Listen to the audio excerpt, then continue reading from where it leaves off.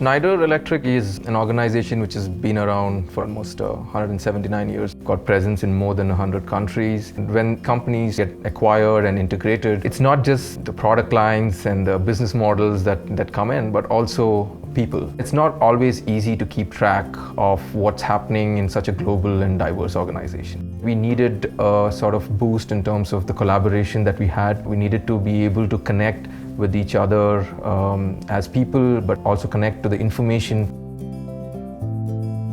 Within Schneider, the cloud strategy has really taken off, and it's now a big part of our digital initiatives that we have. We've got HR systems which are deployed on the cloud, R&D platforms, archival systems are now getting on the cloud. So it's really picking up, and now I think cloud is being used more and more for different sort of use cases within Schneider.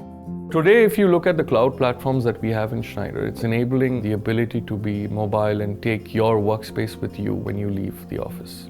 Agile applications that are being developed today. It's the Web 3.0 experience, if I may call it. We've seen a significant reduction in terms of the time it took to deploy solutions. Cloud has given us almost a 15 to 20% cost advantage over non-cloud enabled platforms. There have been lessons. We've definitely learned a few things on how we could do, some things better. We would probably go back and say that we should have taken care of some of those challenges earlier. In Europe, we would ensure that things from a data privacy perspective are in place before we launch anything.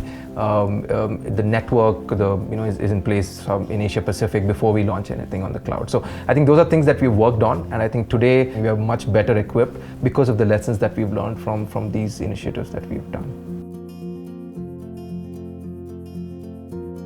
One of the use cases that we knew from the beginning was finding expertise. We believe there's a lot of knowledge in different parts of Schneider, but a lot of times we are not able to access that information. We've seen that people are really using the social platform to get access to people that they wouldn't have otherwise. Recently, I saw this message by a gentleman in Saudi Arabia saying, I need access to some vendors, but I'm not sure who's a good vendor over here. He had almost 30 to 35 replies. The person who initiated ended saying, I never imagined that I would be getting this sort of response and this information so quickly.